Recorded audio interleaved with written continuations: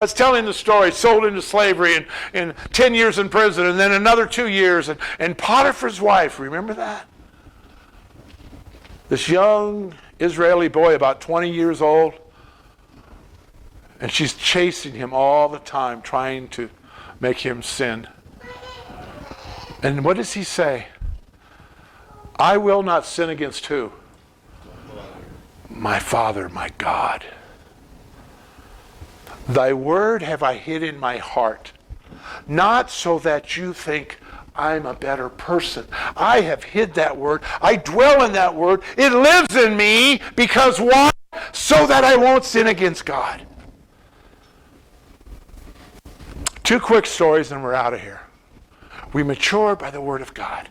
First story, Atlanta, Georgia. Some of you have heard this. You'll probably hear it 100 more times. But tonight I got to be with Paul Washer. And I was sitting there just like this, and he was about that far away. And I was kneeling first, and I got tired of kneeling. I sat. Because I said, do you mind if I sit? And I think I heard one of his friends go, you're going to anyway, so why are you even asking? But there he was, this brilliant, the pastor I love. And all the time he was talking, and I was bringing up sermons that have meant a lot to me and that I've used to witness to and all this, and he just kept going from the first thing he said was, man, I got to get to bed. I'm really tired. I haven't slept in 19 hours. And as he started to share the gospel, he started to glow. And more and more and more. And all the time I was sitting there, you know what I wanted to ask him? How do I increase my faith? Remember what the disciples say to Jesus? Lord, teach us to increase our faith. But I was so excited, but yet when I prayed, how do I ask it? The answer was, no. You know that. No, don't do that. Because what would he have said? Put your nose in the book, boy. Pastors love to read commentaries. Pastors love to appear smart to other pastors and use big words that I can't even pronounce. But that's it. Second and last story. 2 days before the big conference when there were 7,000 people there that Rebecca and I saw was a learn how to write a sermon by outline technique. It was $89. And I said to Warren, well, it's $89. And he went, well, you know. Warren has never said no to me, except for the green pickup. And he's debating that. He's starting to feel the guilt. Okay, so he's not feeling the guilt yet. But seriously, it would have taken 2 more days, but I went there for one reason. There was a pastor named Voddie Baucham there. I don't know if you've known him or not. YouTube him. Powerful preacher.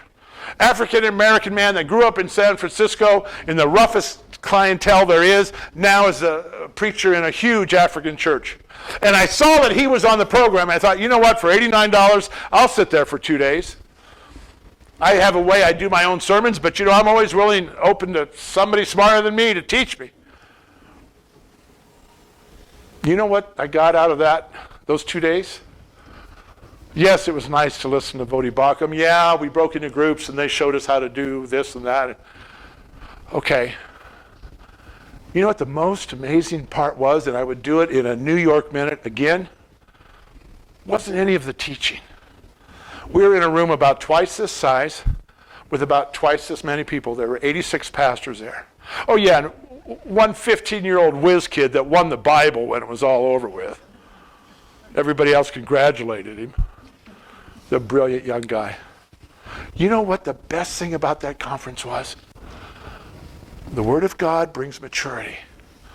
When I walked in, I think I told Rebecca, and I think I texted somebody here. The real power in the room was everybody there loved the Word of God as much as I did. You could feel it. You could sense it. There was passion because we were in the Word of God. It wasn't fake. And you know what? When I was writing this message this week, you know what I thought? God, give this congregation that same passion. It's coming.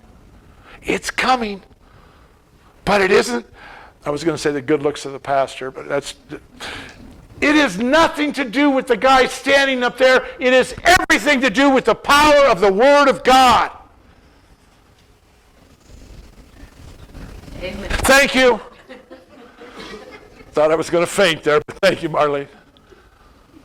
We can do this to grow in the power and the Word of God. It was written by God for us to mature in.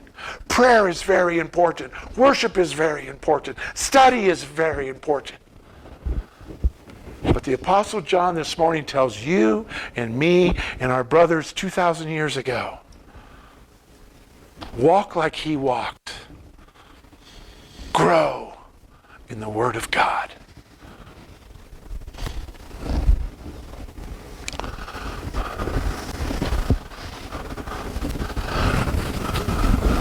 Would you stand and recite the Lord's Prayer with me?